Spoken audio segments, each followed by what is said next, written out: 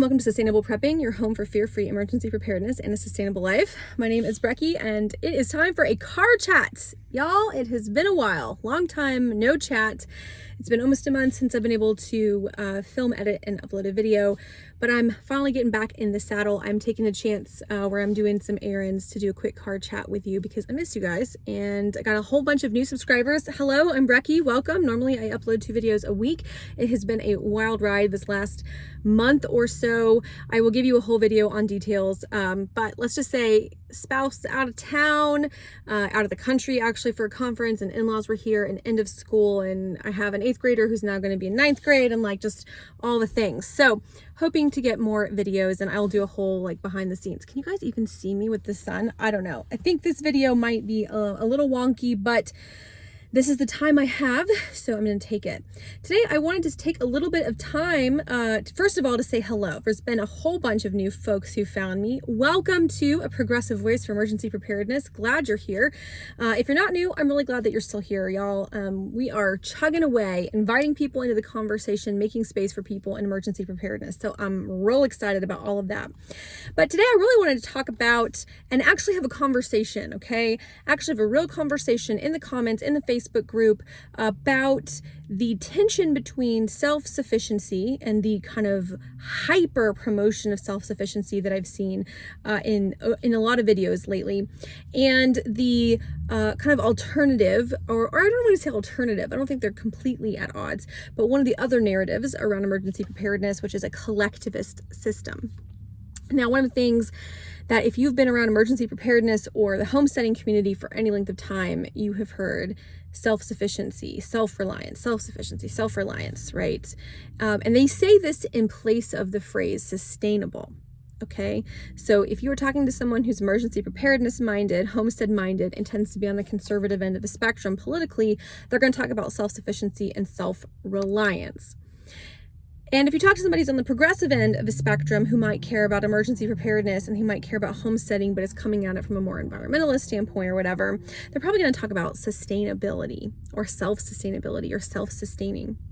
Now, these can seem like totally opposite concepts. Self-reliance is all about your rugged individual skills and you and your family surviving and screw everybody else, right? And there are some people who would say that, actually. I know some people who would absolutely say that.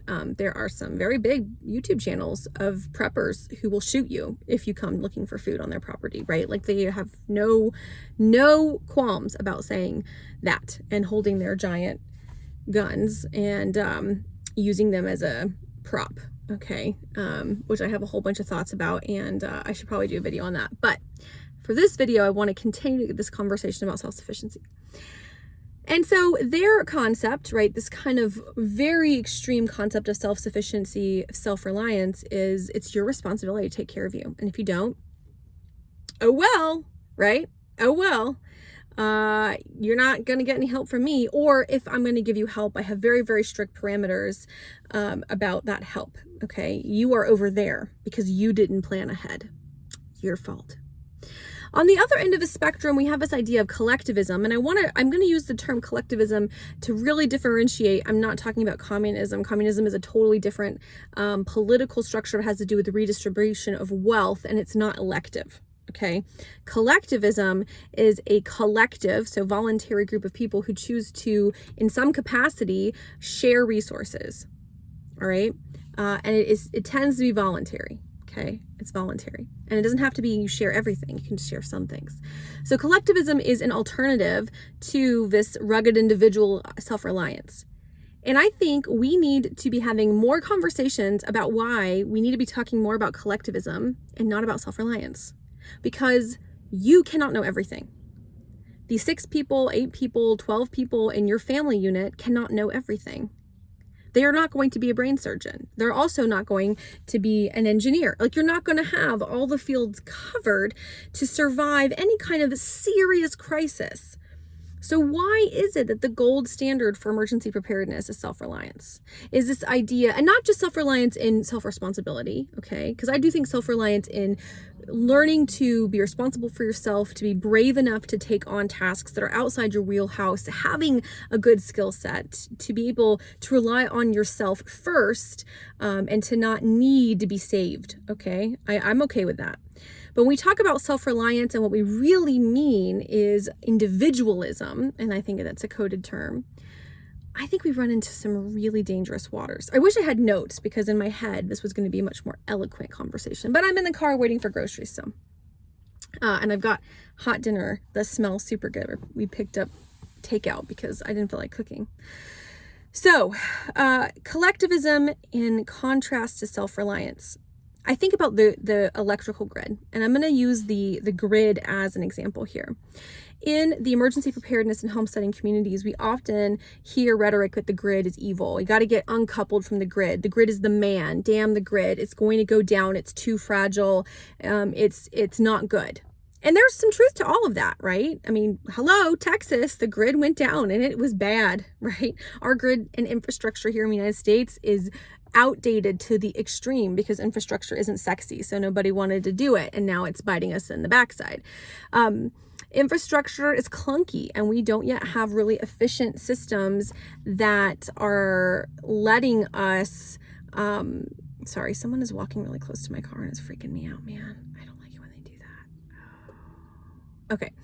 We don't have yet really efficient green energy that can let us, have collective grids that don't bleed energy. Okay, so it is more energy efficient for you to be able to, solar panel up your house and take care of business. And in some areas, you can actually feed that back and help solar panel your neighbors, help feed energy back into the system.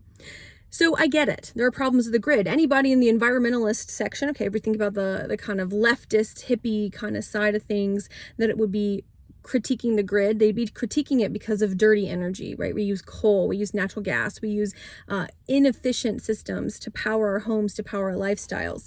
And so they would both argue that getting off the grid is a good thing. Both sides of the spectrum would argue that getting off the grid is good, but the why is different. And because the why is different, they approach the grid differently. For many, the grid is a symbol of the man, of being yoked to the man. But for others, the grid is a necessary, I wouldn't even say a necessary evil. Perhaps it's more like a necessary, less than ideal situation. And the reason I want to bring this up, and I'm picking on the grid specifically, and I could talk about water, I could talk about sewage, I could talk about food supply, but I'm talking about the grid, is because collectivism means that people who cannot afford or are not able, for whatever reason, to manage their own household production of energy can still participate. We have gathered a lot of people together, and so it's a lot easier to build infrastructure when you're building it for a larger group of people. This is how unions work, y'all. Like, this is why unions work. A whole bunch of people bargaining collectively are going to get a lot more accomplished than one or two people on their own. This principle works out, friends, in bulk buying. Anyone tells you it's cheaper to buy 50 pounds of rice than it is to buy 10 bags of 5 pounds, it's true. It is cheaper usually to buy 50 pounds than it is to buy 10 5-pound bags, and there's less waste and there's less trash and whatever. But why is it then we don't translate that concept into energy? A lot of people can't go off grid. A lot of people who want to be homesteaders, who are into emergency preparedness, they can't go off grid. They can't. It's not because they're irresponsible. It's because they have, sometimes they have ability issues, right? They could have a physical ability issue. They could have a mental ability issue. Maybe they work a lot, and that is a bridge too far. Maybe they lack the confidence to deal with electrical things. And you could say they need to gain the confidence, but you don't want somebody who has a fear of dealing with electricity and electrical units and batteries and how to do with all that. You don't want them putting themselves in a place where they're not acting with confidence, or having someone there who can work with them as they gain confidence, because that's how people get hurt, right? Maybe that single mom who really wants to be a homesteader, she can't afford to go off grid. There just isn't money. And so when we tout things like going off grid, and I'm picking on the grid here, We forget that for a lot of people, the collective, the fact that we've collectively worked towards creating energy and harnessing energy and distributing energy, the fact that we can do that collectively rather than every single individual dealing with that for themselves, and the freedom of that, right? You don't have to worry about it, theoretically, until it breaks. I hear the comments right now. But the freedom of that means that more people have access to something that literally is life-saving. Not just life-comforting, but life-saving, right?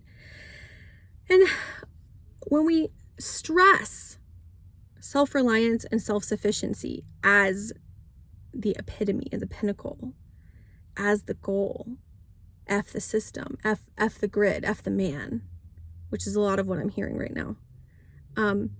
We forget there's a lot of people who genuinely rely on it. And it's not because they're lazy. It's not because they're stupid. It's not because they don't care. It's because they need the grid. It was established for a reason. I'm a historian. I read a lot about the turn of the century, industrial America in the early 1900s, smog and pollution and people who didn't have access to clean water, to clean burning fuels, kids dying of lung diseases because the air was so disgusting from oil lamps and coal in the fireplace. I mean, I don't want to go back to that. And I don't want anybody to have to go back to that because they don't have the means or the know-how to live differently. So this is just a starter, a taste of a conversation. Let's have more of these conversations. What are your thoughts? I really do want to hear from you in the comments. What are your thoughts on self-reliance and self-sufficiency and those terms being thrown around in emergency preparedness and homesteading? What are your thoughts on them from your particular perspective? How do you think that they play into the idea of rugged individualism versus collectivism? Is there a space for really robust collectivism in off-grid communities, in communities that do want to uncouple themselves from the inefficiencies of our current, dirty fuel system and our current grid system and our current, global agriculture system, or whatever system we're talking about? I'd love to know what your thoughts are. I have no idea how shaded my face is because it's all glare. So I hope you guys can see me okay. Oh, well, 12 minutes into the video. So, y'all, I know that this is fly by night. I know it's a little bit disorganized. I do have a couple of sit down videos I want to do for you and a couple of tutorials once I can get some space to film. So I've got some stuff coming up for you guys. I do want to do more of these chatty videos. Tell me down below what you think. Seriously, please do. Let's have a conversation. I'll make up follow-up videos if it's a good conversation. Let me know some topics you want to see. I'm really excited. I've got some new folks who've suggested some stuff that I am excited to do. And as always, you can find me down in the description box. I will have my Instagram linked and my Facebook page linked. And I haven't been as active because life has been bonkers, but I'm trying to get back on there and be as active as I was before, life exploded. Anyways, guys, I hope you're doing well. I'll make another video soon, catch you up on what's been going on. And until then, y'all, happy prepping.